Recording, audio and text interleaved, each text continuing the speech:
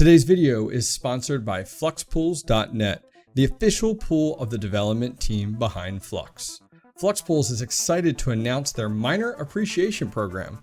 FluxPools will be giving one lucky miner on their pool $1,000 in Flux every month for the next 12 months.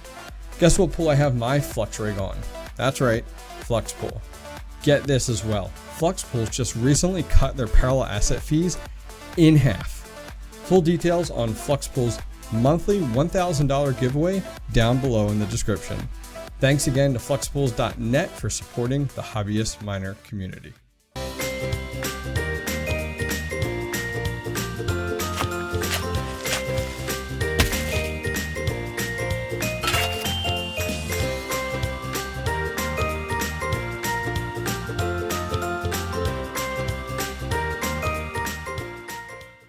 What is going on, miners, and welcome back to the Hobbyist Miner channel. We are at it again with one of your favorite and most requested series we have here on the YouTube channel, and that is Meet the Miner. And this week we have a special guest. Please welcome 𝐓𝐸 Crypto. What's going on? What's up, man? How are you? Thanks for having me. Absolutely. I thought this was long overdue. You and I have been working hard to get this nailed down, which we're both busy people. You busier than most right now. So we'll get into that towards the end. So those of you guys not familiar with 𝐓𝐸 Crypto here, 𝐓𝐸 is a content creator. He is a crypto miner, and he is an entrepreneur as well as runs his own hosting company with a great team around him. So I thought he would be amazing to bring on and for you guys to learn a little bit more about 𝐓𝐸 Crypto. So 𝐓𝐸, you ready to jump in? Yeah, man, I'm ready. Thanks again for having me. I appreciate it. And let's get to it, dude. All right, so let's jump in. So guys, we're going to learn a little bit more about him, kind of his journey, and then we'll dive into the fun nitty gritty stuff. So crypto mining. When did you actually take that step into it? You know, was it in the last year, last 2 years? When was your first step into the scene? My first step into the scene was about, what are we, in August? About 8 months ago. So 8 months. So a lot of people look at me and they're like, oh, how long you been mining, bro? A couple years? I'm like, no, 8 months, 7 months, or depending on when they ask me. Yeah. And, it's funny because I started with a project that my friend introduced me to, like, just to buy crypto, right? Because I knew about crypto, but I never really got like into it. And then I started with this project. We bought it. It was a low level coin project. Okay. And I bought a lot of it. I'm like, man, like, this is cool stuff. So I started doing some research, and I'm like, there's got to be a way to make money with this. So I literally I went on YouTube and I looked up passive income, like how to make passive income, right? 𝐓𝐨𝐝𝐿𝐲's video showed up first. Don't tell him that. Don't tell him that. Don't tell him that. I'm watching now. The first guy I ever watched was 𝐓𝐿𝐲. Okay. And I'm watching 𝐓𝐿𝐲's video, and I'm like, what is this mining stuff? Mm-hmm. Like, I knew nothing about it. And I'm like, oh, I can do this. I have computer knowledge, all this other stuff. So I spent a couple months doing some research, learning about it, what it is. And then I remember exactly what I bought. I had 6 3060s and 2 3070 Ti's. Very nice. I was mining Flux because that was the video that he talked about the Flux profitability at the time when it was like really high, right? Yeah, and that was 8 months ago. I mean, the market was totally different then. I mean, you came in at a crazy point, and you spent a pretty penny with some of those GPUs then versus now. Yeah. I mean, they were like $800-900 a pop. Yeah, it was. I mean, then again, I didn't know any better. Yeah. Exactly. So I'm ignorant to the fact of what's the right price. I didn't know anybody. Like, I mean, we can go all the way back to like one of my first videos, and you could see like how I had it all set up, dude. Like in my garage. Yeah. And I'm like, you know what? I'm really gonna do this, And here we are, 8 months later. 3 months after I started in the garage, I got the warehouse. And now we're about 4.5, 5 months now in. Then I decided, let me start hosting. Why not? I got the power, and now we're getting facility number 2. So that's awesome. That's awesome. So it's growing. We'll circle to that soon, because I think that's a big chunk that I think a lot of people will learn a lot about. So 8 months ago, guys, he gets into crypto mining. He watches, unfortunately, 𝐓𝐿𝐲's videos, the first video, and Flux, great project to get into, especially then. So you got your first rig. Well, it seems like based off of what I understand with your story, you end up building out your garage. Tell us about your garage, because your 8 months is like 3 years for most people. So what did you do in your garage? How'd you handle power? What were you mining? You know, what kind of hash rate were we looking at? How many GPUs? Give us kind of the rundown. So when I was doing when I was putting the garage together, right? I mean, when I first set up the rig, it was on my dining room table, and I had everything plugged into the 120. Well, as I'm learning and I'm watching these videos, I'm taking notes, like in this very same notebook right here. I'm taking notes. I'm trying to like, okay, so 240 is, I need to go 240. I can plug all this stuff in. Like I'm learning like about all this stuff. Yeah. And I'm like, okay, this is not going to work. So at the time, the other electrician I used to use, I hit him up. I'm like, hey, I need like 4 240 20 amp outlets in the garage. Got it. And he's like, for what? I'm like, crypto mining. He's like, you know. Yeah. You know what I mean? So we put it up, and then if 4 went to 6, and 6 went to 8, and then 8 was like too much, and I couldn't fill up the rest of the panel, and then I was kind of stuck. So okay, yeah. So you filled that up. So what did you? So you expanded pretty quickly in your garage, right? How many GPUs are we talking? Hash rate? What were you mining at that point? So by then I caught on to Ethereum, right? Finally, right? The other way around, right? Yeah, I jumped on the Ethereum bandwagon at that point, and I was about 2.5 gigahash in the garage before I started running out of power. And my company actually called me and said, "Hey, the meter on your house is not designed for that. So you're gonna burn up that meter." And I'm thinking, how do I burn up a meter? I don't know. I knew nothing about it. Yeah. So I was like, okay. And then I even thought about putting solar on the house. Right? So I got this solar system installed on the house. I was originally going to go like 65 kilowatts. I was going to put this massive solar system on the house, right? And then I'm like, okay, no, I'm not going to keep the operation here. I'm going to move it. So I shrunk it down, obviously, but smart, definitely. Yeah, I mean it's crazy to think like you've done all of that in such a short period of time. But the nice thing is like kudos to you where you identified you've outgrown your garage. And now you need to move something else. A lot of people don't do that. And you got rigs all over the house plugged in and things like that, or multiple different, people's homes. Like look at Red Panda. He's got like basements here, barns there, he's everywhere, yeah, he's everywhere. So for you, mining came first before YouTube. Is that correct? Oh yeah.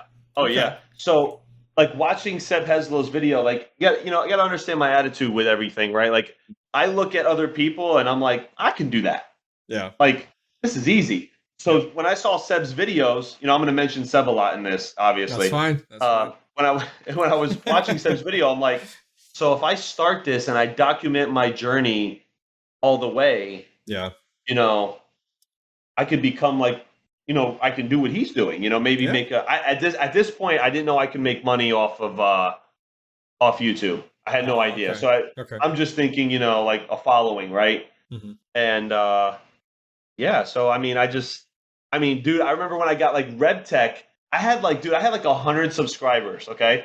And I emailed RebTech, like saying, hey, I'm a new YouTuber, I'm building my channel. Yep. And they sent me a free board at 100 subscribers. Like, that's awesome. Well, hey, kudos to you, because I emailed them and never heard a thing back from them at all. So look really? at you, man. Oh yeah. I was probably at like 40,000 subscribers then, and I was hitting them up, never got an email back. So look at you. You're on top of the world. So what made you pull the trigger on YouTube? Did you have YouTube channels before, or this was kind of your first step into content creation? What kind of pulled you in? It was my first step into content creation. Okay. I come from an artist background, so, as funny as this may sound to a lot of people watching this video, I was a rapper when I was a kid. Oh boy. And then hold on. And then, I had a big distribution deal with Universal Music Group and all that stuff. Okay. And I can tell you about that later. And, then I became an audio engineer, and that's what really excelled my artistry, in production and engineering. And I did that for a while. So when I looked at YouTube from like a creative standpoint, I wasn't hesitant at all. I'm That's like, great. I can do this. This is relative to what I was doing before. It's just a different lane on the same highway, so to speak. Yeah. So, yeah, I mean, I walked into content creation brand new-ish. Like, Yeah. I listen, I took a little bit from like, even like watching Seb, right? Because Seb mentioned in one of his videos, I remember a long time ago when I was watching him, he said, document, if you're new, document your journey forward. Show people how much. And I see people now, like they send me messages and they're like, dude, I watched your very first video when you were like recording off my iPhone in my garage. Now now I'm on a Sony camera in my office. Yeah. You know what I Fancy. mean? So Look at you. That's awesome. Yeah. So no, I mean that's exciting. So let's talk about that transition from the garage to a space. So when you were shopping for a space, and I know this seems like it was forever ago, but really it wasn't. Right. When you were shopping for your current space, what were you looking for at that point? And the reason I ask is because I think this will be insightful for others that may be in the same situation as you. So like, what are some things you looked for? Things to kind of keep an eye out for, especially for others in that situation. Location, location, location. Okay. So location was big for me. So also, and then the price, right? Okay. So I looked online. I called people. I'm getting $4,000 or $5,000 a month. I'm like, I cannot afford this. Yeah. So then I'm like, you know what? I took a day and I drove around the entire county. Okay. And I had to stop and charge my car because it was dead by the time, like halfway through the day. But your RC car? Yeah, I got it. No, yeah, my little RC car, right? Got it. So and then I'm like, okay, I remember seeing some warehouse districts by my house. Okay. So I'm like, all right, cool. So I drive in, I see a for rent sign right on the door. Oh, it's awesome. And then I long story short, called the guy. He met me the same day. Cool dude. Told him what I was doing. I was a new company and I needed a little bit of help. Gave me a killer deal. Okay. Awesome. And which is really good. So that worked out for me. So my advice to people looking for warehouses is like, listen, you can look online, you can call these, these corporate offices and, look for someone with that, like a private owner. You know what I mean? Okay. Because I think they're more apt to be like, hey, listen, man, like I'm brand new and I'm looking for a deal just to help me get started. I'll sign a 2-3 year commitment if you can help me out. And just drive around and look. Like, don't get on the internet. Drive around, look around in your area because it's everything, right? I mean, I'm 5 minutes from my house. I drove, like 45 minutes just to come back here. So drive around your area, find something. Let it feel like when I walked in here, it felt right. You know what I mean? That's great. I mean, I literally said when I walked in here, on this rock, I will build my church. Oh, look at this guy. I like it. So that being said, when you were looking and you were discussing this with this from the renter, did you have visibility into to your electric rates then, or when did that come into play? Yeah, I did. So before I got to the warehouse level, I called my power company and I said, hey, what's the electric rates? Like my house is at 14 cents, right? Oof. Yeah. So I'm thinking I can't sustain that mining for a long time, right? The power is too much money. So I called and I'm like, what's the industrial rate? So I got the industrial rate, and just because I'm running a hosting company, dude, I'm not going to say it on a video. No, you're good. Because that's between the customers and I work deals with everybody. Awesome. But it's significantly lower, put it that way. Awesome. Right? So I was like, okay, so this will work. So I calculated my profitability. At this time, like I've got tons of cards ordered that I haven't plugged in yet. So then I get to the warehouse, plug up, but then I learned something though. In order to get that rate, you have to do at least 25 kilowatts per month. Like you have to sustain at 1,000 watts. So they have a baseline, yeah. Right. Okay. It's called demand rate. Okay. And dude, I was just under. Like really? Wow. 23. And I'm like, Jeez. I gotta spend more money to save money. And so I ended up buying like another rig worth of like 3060 Ti Founders editions, which at the time were like the card, you know. So No, uh, that's awesome. So yeah. a quick step back there. You get this place, okay? You get the keys to this place. You walk in. What then? Because like, It felt right, man. you know what I mean? Like what goes through your mind then? You're starting up a warehouse for just your equipment at that point, right? GPU Right, right. hosting. This wasn't even a GPU hosting thing. hosting No, wasn't even like on the horizon. It was just I no. need a place to store all of my stuff. So at that point, was Right. it like I need to expand, or what was kind of going through your head then? Um, I knew I wanted to be in mining. Okay. You know what I mean? And I knew that I couldn't sustain what I was doing in the house. So, what was I going to do? It was either cap myself where I'm at Mhm. and stop there, Yep. right? Be this, and there's nothing wrong with at-home miners. Don't get me Mhm. wrong, but it just stay at this at-home miner level. Maybe engage with the community and stuff like that. Yeah. But Yeah. me, I come from a family of entrepreneurs and business. Got it. So my mind first goes to how can I turn this into a business? Okay. You know, and then things just naturally happened, man. Like I got on Misfit Mining. I met Chump Change. Then I met Red Panda. I mean, that's obviously not in the chronological order, but I kind of met everybody Yeah. around the same time.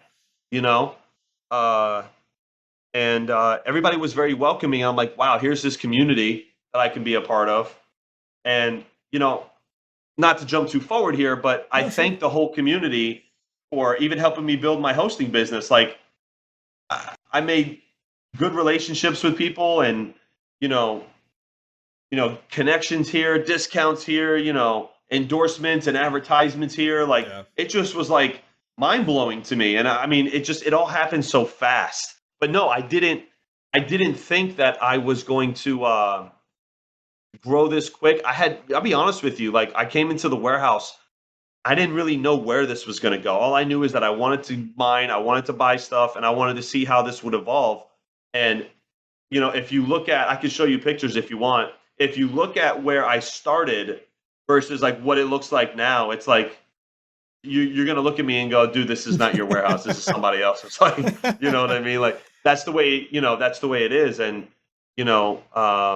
and then my mom gave me some really good advice too. My mom's a single parent and Okay. she runs two businesses, and it's a lot of work. And she told me, she says, be prepared to go through hell. But when you're going through hell, keep going because there is light at the end of the tunnel. And I've already went through hell with what you heard about that electrician. So, Mm-hmm. Mm-hmm. yeah, I mean, That's I don't awesome. know how to explain it, man. Like, so like when I tell somebody who's starting out looking for something, it'll feel right. Like it'll feel like you belong there. That's I'm not great. trying to get too, No, no, you're superstitious good. or, No, it you're just, good. you'll know, like you'll know if it's right, Yeah, absolutely. No, and that's fantastic. So jumping ahead, which you've experienced the market doing well, and now the market, in the bear market now, which no one Right. questions that. How did we stumble across this additional business of yours, of all of a sudden GPU hosting? Kind of, how did that come to fruition? Because as you said, just go back a few months ago, you were just kind of planning on, warehouse with all your rigs and a place to host your farm, and that was it. So when did Right. GPU hosting really come in? Like, do you remember that first conversation you had with someone, or Yeah. that thought you had? When was, what, just timeline, or at least how did that come up? So so CryptoShaped is a friend of ours and I talk to him often, Okay. very educated guy, knows a lot about power and stuff because he's running a hosting operation at his place. And I'm thinking to myself, so, hmm, what do I do? First thing I did was to see how much power I'm really pulling. Cause at this point, I had an electrician. I had a brief understanding of power and how it worked, amps, volts, the whole thing. I mean, walking into this completely blindfolded. Okay. And, so once I learned what my capacity was, I started to, ask questions like, okay, so how many rigs could I host? Can I increase my power? All that good stuff. And I came to the conclusion, like, I'm only using like 20% of my capacity. Like, I could bring, other people in and maybe I can make money off of it. So that's when I started doing research, right? Starting to figure out what these other hosting businesses are charging. And how do you stay competitive in business, right? You beat your competitor. Yeah. Okay? Whether it's with price, service, quality, anything. You try to beat the competition, right? What do I offer? What can I offer that's better than what they can offer? There's benefits to being a small hosting farm rather than a big one, Yeah. right? Yep. You can call me directly if you have a problem. You can't call a big place and say, "Hey, I know it's 3 o'clock in the morning, but can you go reset my stuff?" Like, you can't do that. You know what I mean? You got to email someone, and they'll get back to you within 24 hours, and all that stuff. I think your timing was huge as well. I mean, you were very much coming in to GPU hosting at like the perfect time, and it's all hard work. Totally agree, but it's also timing. And I think your timing was completely accurate, where electric rates were going up, right, and for a lot of people doubling, so they couldn't host anymore at their homes. And then on top of that, the entire market went down. And then on top of that as well, Ethereum is now going to proof of stake. So all of a sudden it's like, okay, this isn't going to be profitable for me anymore mining at home. I need to host this. I feel like the stars aligned for you there. I mean, tons of hard work, totally agree. But it was the perfect storm for you to take advantage of as someone who naturally says, who's an entrepreneur and very business savvy. It was like right up that avenue. So that is awesome for you. So I think one thing is, which I don't think you speak enough to, is,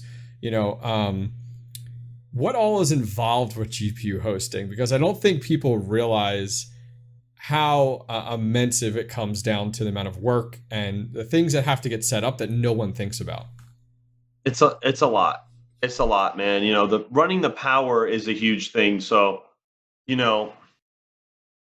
going to touch on this because sure, everybody in business is going to go through this at one point or another. Okay, it's going to happen, and hopefully sooner rather than later. I was lucky. I have good people around me, and I was able to recover a lot quicker than I thought I was going to. Okay. I paid a lot of money for infrastructure. Okay. And because I was ignorant to the fact and maybe a little naive to the fact of that I didn't know much about it, I got taken advantage of. Okay. And, $26,000 in electrical infrastructure since March of this year. Wow. That's a lot of money. That's a lot of money. When it costed me under 10 to fix everything. Of course, right? Would be the same. It's the same stuff. So everything that this guy did was ripped out. You know what I mean? So I called my cousin, and my cousin's like, "Dude, like, I have an electrician. Let me help you out. Let me help you out." So anyway, we ended up getting it fixed. I sent an email to my customers. I was lied to. I can't do this. I'm sorry.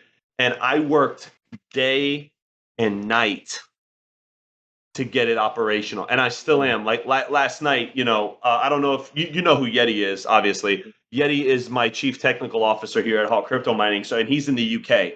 So Yeti, he monitors everything when I'm sleeping, which is really good because he's got my phone number. He can call me if there's an emergency. I live 5 minutes away.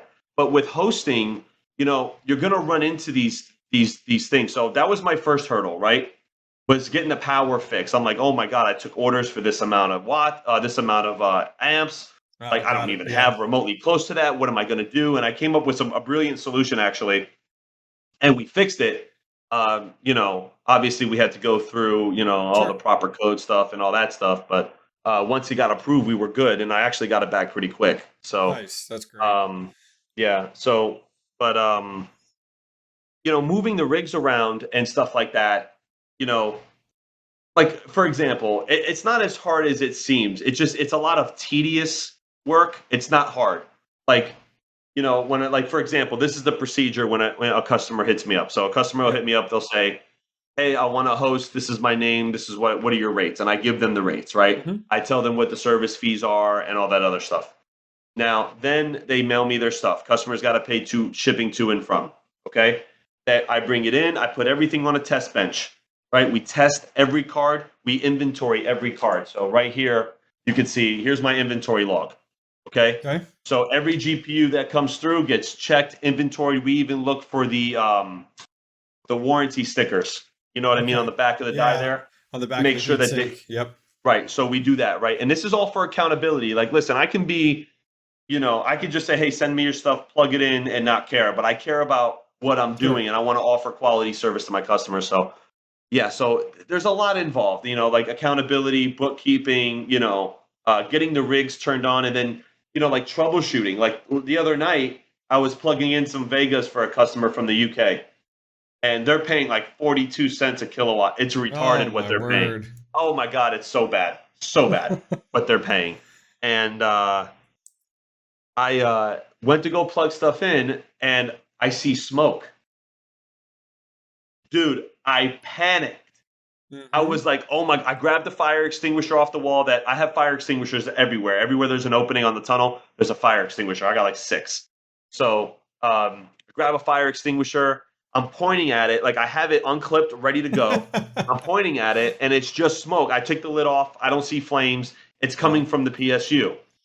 So I immediately unplug it from the, I have the Nerd Gears PDUs. Got it. Yep. With the meters on. Yep. I pull it, disconnect everything, pull it out, and it's smoking as it's like in my hand, like from the little plastic piece. Yep. The clip on the back. Yep. And I went to just go like this, and it was like stove hot. Wow. Jeez. So like, it's like it wasn't grounded right or something. That's insane. Something was wrong. Wrong. So I made a phone call. I advised GPU risers of the incident. I advised Octominer of the incident, because obviously Octominer makes R8s. Yep. And and stuff like that. So there's hurdles in deploying all this stuff. I mean, I'll be honest with you. At the new facility, I'm gonna have to get like one of those mini cranes, because lifting an X12 with all 3080s in it. Oh yeah, you're looking for I think they're called waves. They have like a platform on it, so you can go up and down, and you can just like slide it in. Yep. Just slide it right in. That was me last night, running back and forth between the shed and here with an X12. I got like an X12 filled, and I'm like, God, I mean, it's literally it is. Dude, it's heavy. It gets heavy. Yeah, they got to be 80 pounds. They got to be 80, 90 pounds. Like, they get heavy. Yeah, like you're slinging those around. So I had somebody helping me out. It didn't work out, and he's not here anymore. And my buddies, they're all working. Yeah. So 90% of the time, it's me by myself in here. So, which I can do it. Don't get me wrong. I can lift it. But like the other day, like I blew my back out bad, bro. Like I went to lift something, and I'm just like, oh.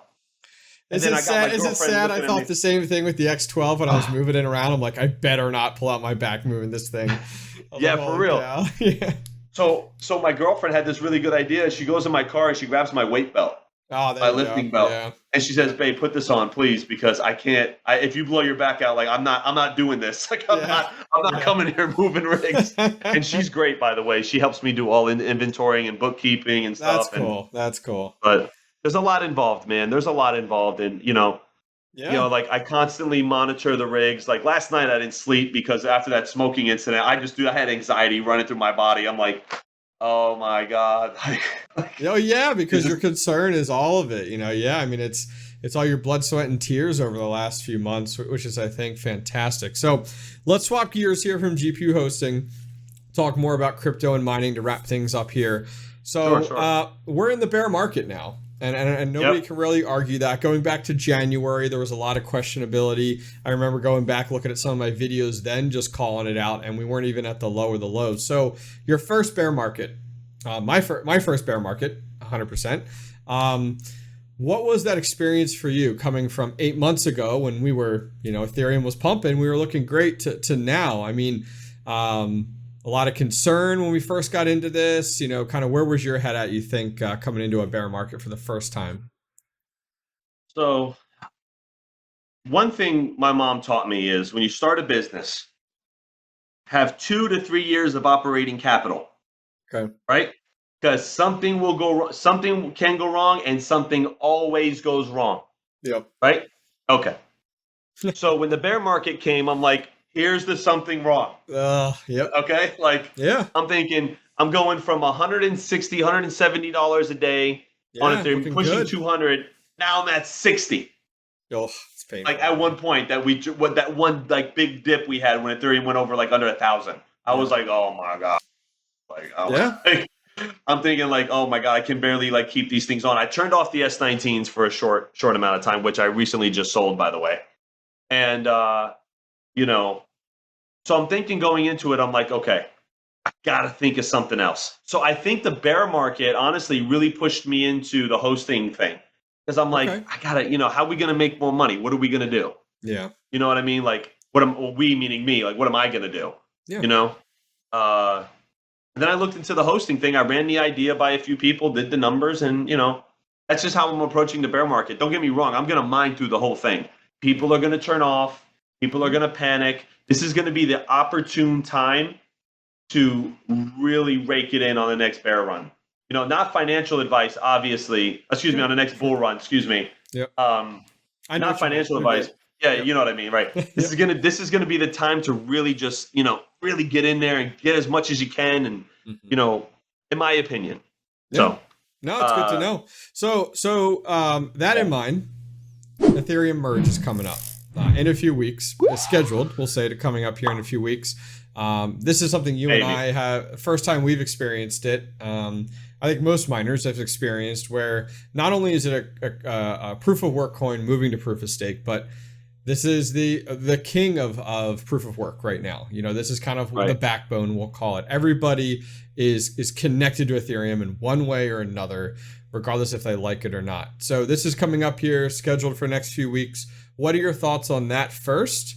And then second, what's your game plan leading up to day 1, hour 1, and minute 1 of the Ethereum merge? So thoughts on Ethereum September 19th-ish.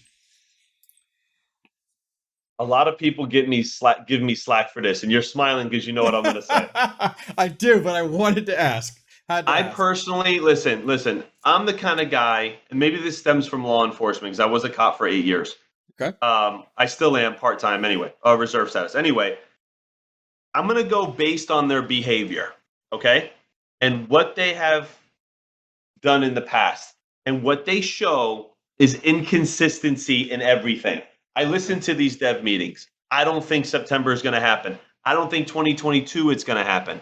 Personally, I think something will go wrong because it always goes wrong, okay? And, I think merging in a bear market like this, if something goes wrong in a bear market like this during the merge, it's going to not only affect cryptocurrency as a whole, which, don't get me wrong, I want Ethereum to succeed. And if anybody that supports the Ethereum network sees this, I want you to succeed. I really, really do.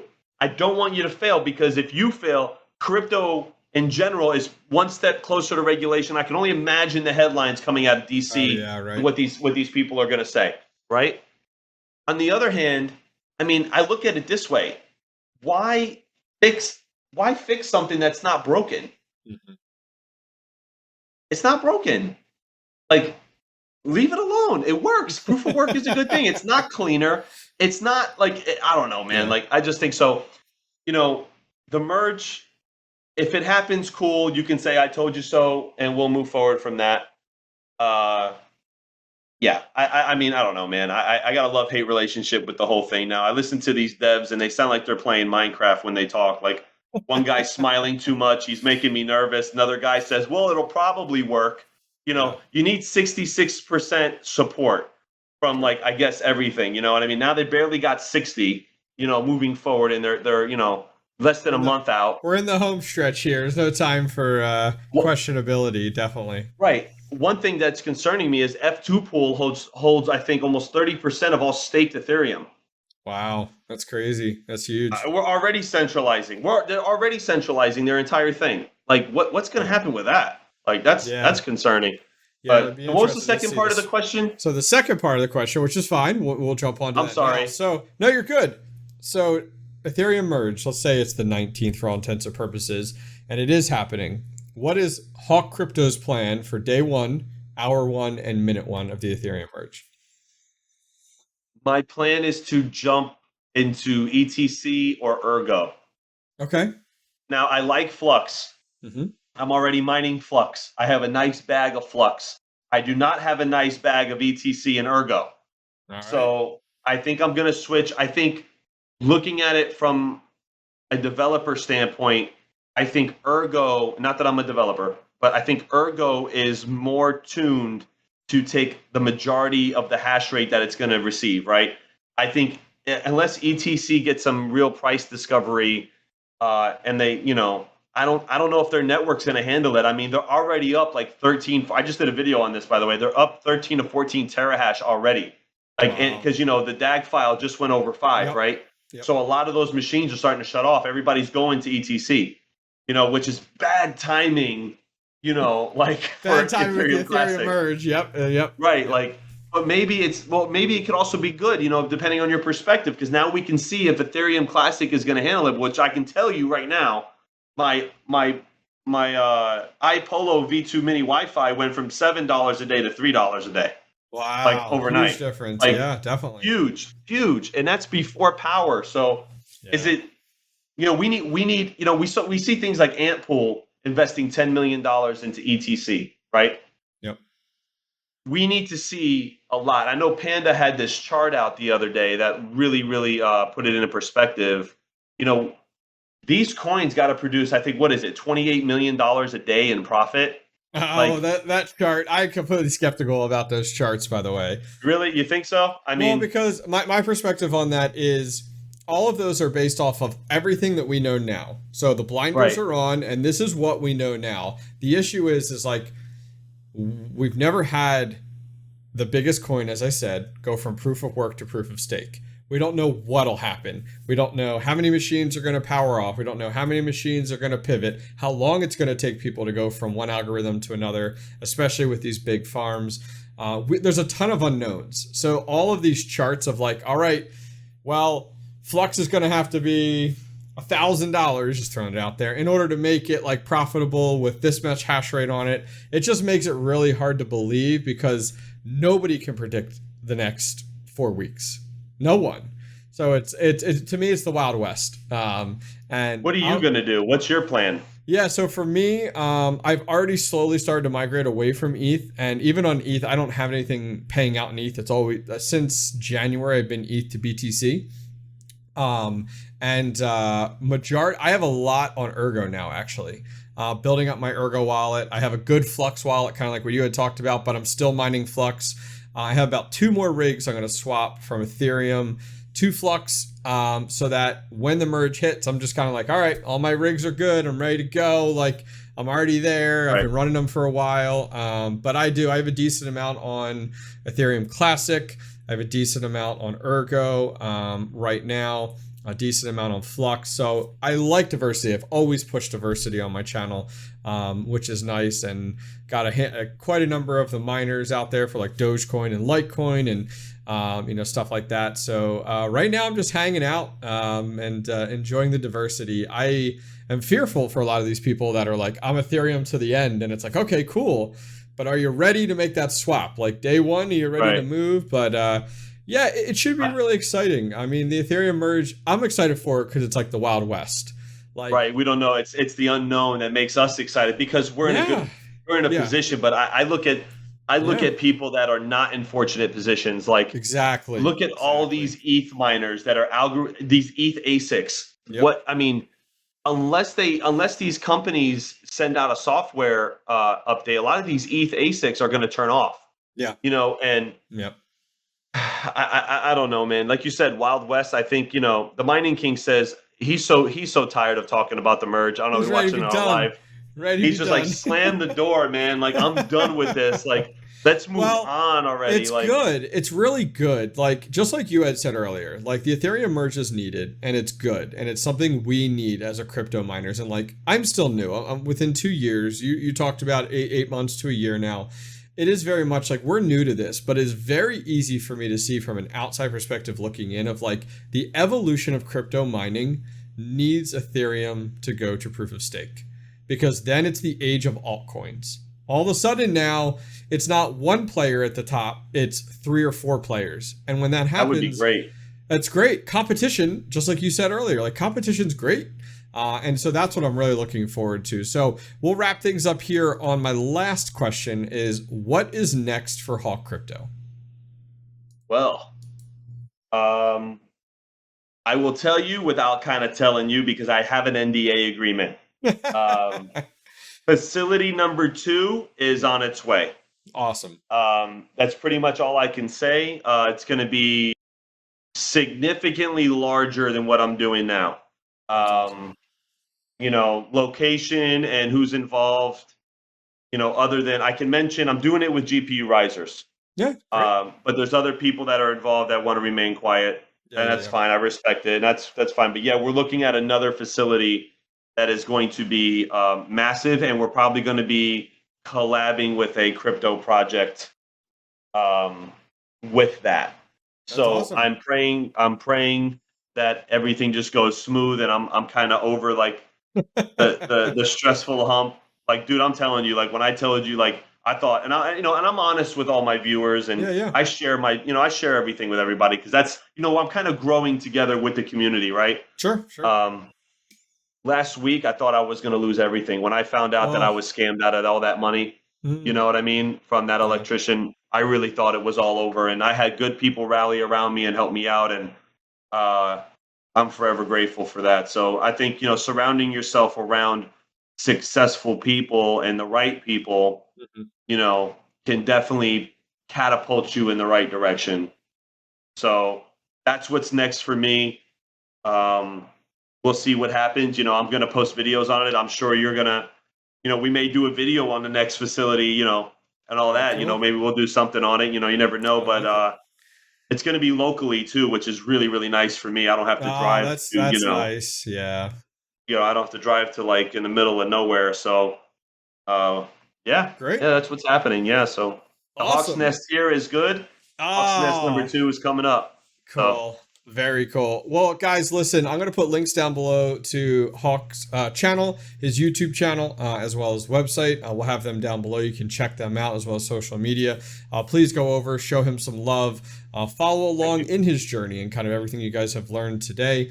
If you guys have questions, please post them down below. I know Hawk will keep an eye on this video and I'll keep it as well to answer some of those questions. We talked about a lot today and a lot of things that aren't the norm on this channel about like GPU hosting and the business side of things and such like that. So if you're definitely interested in more of that, go over to his YouTube channel. Hawk, thank you very much for joining me today. I do appreciate it. Guys, if you enjoyed this video, go ahead and give it a thumbs up. And finally, don't forget to subscribe. Take care.